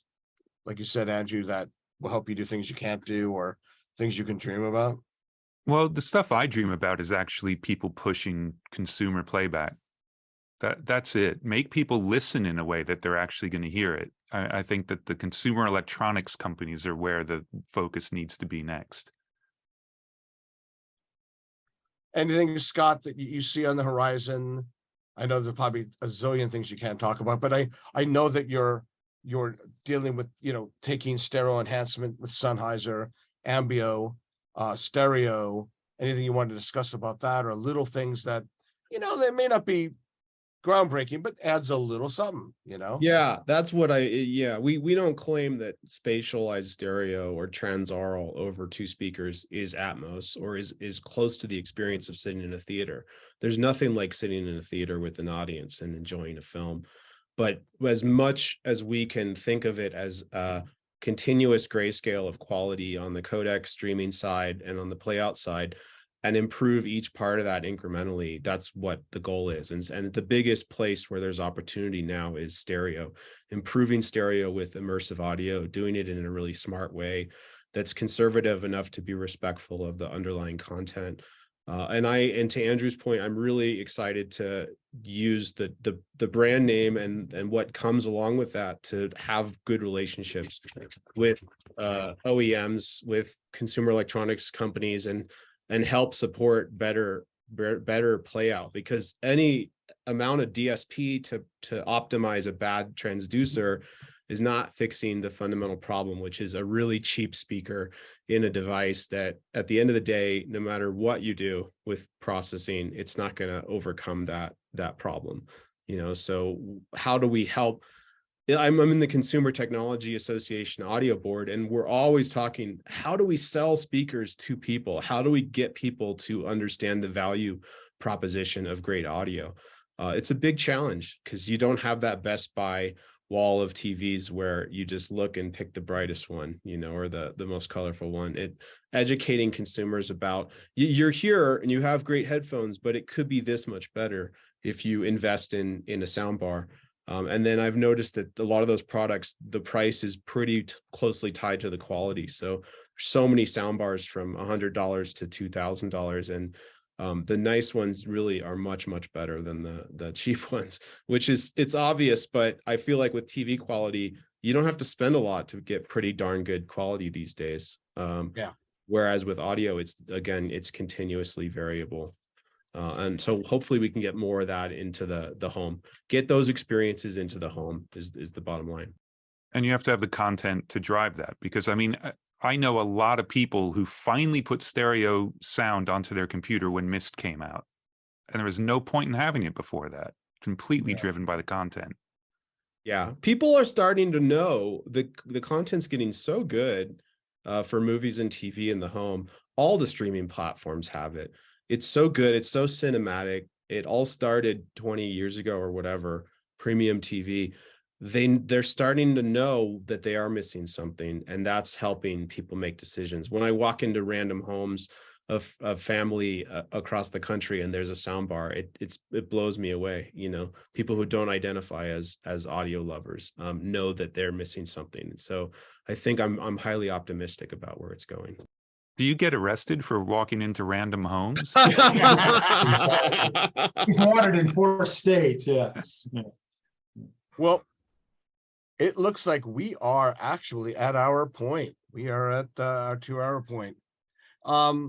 First, I would like to thank everybody who joined us. I'd like to thank everybody for the first 4 panels, and all of you guys. Thank you for giving us your time. I know time is probably the most precious thing you have now, but it's great. We're able to give back a little bit.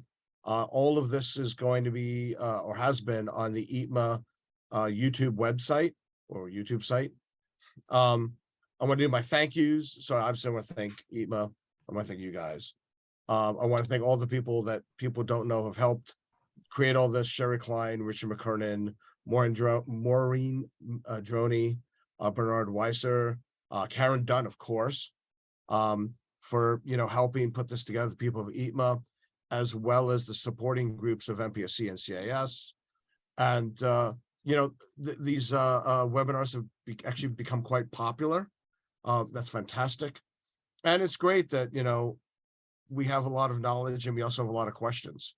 And it's great to be able to share ideas and shoot around some ideas. And anyway, thank you everybody. Thank you, Scott. Thanks. And Thanks, Scott. thank you. So all right, anyway, thank you everybody. Enjoy your Saturday or whenever you're listening to this in the future. There you go. All right, thank you very much. Thanks, Scott. Thank you. Bye. Thanks, everybody.